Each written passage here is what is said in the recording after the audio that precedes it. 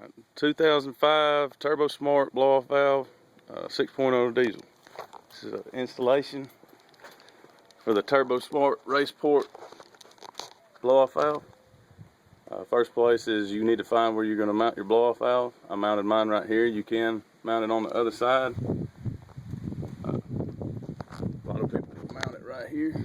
As long as you have a metal pipe, you can do that, but I didn't want to ruin my metal pipe, so I put it over here. Don't mind using this stock pipe. Second thing you need to find is where you're going to put your solenoid. I put mine right there originally and it fell off, so it's zip tied right there right now. I'm going to relocate that later. And I ran my wires to my solenoid back across there and over here. I have my two fuse wires run here. One's supposed to be run to your ignition and the other's supposed to be to the battery. You want your controller to the ignition and your solenoid to the battery, or vice versa. It really doesn't matter. You can run them both to the switch if you want to.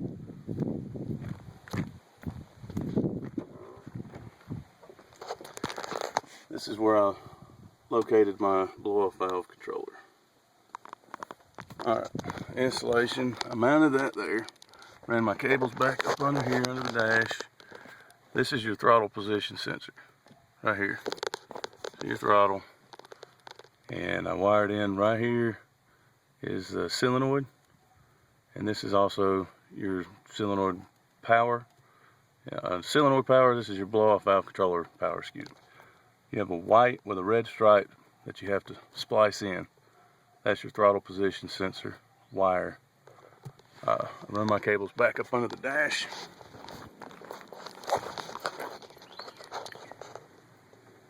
Out right there and right there. You also have to have a ground. I just grounded mine to the fender right here. Okay, I'm going to explain the solenoid here. The solenoid has an atmospheric, which is on this side right here where my finger's at. Nothing hooks to it. This port right here, you have to run this hose to either right here, splice in a T to your boost gauge line, or you can tap back here and put it after your turbo and run it to your solenoid. This other line comes off the blow-off valve and goes to this port. You also have to use this screw right here to cap it off. In order to get this particular blow-off valve kit to work, most of them come with aluminum flange. This kit came with aluminum flange because obviously it's aluminum. This pipe, however, is steel, like an exhaust steel.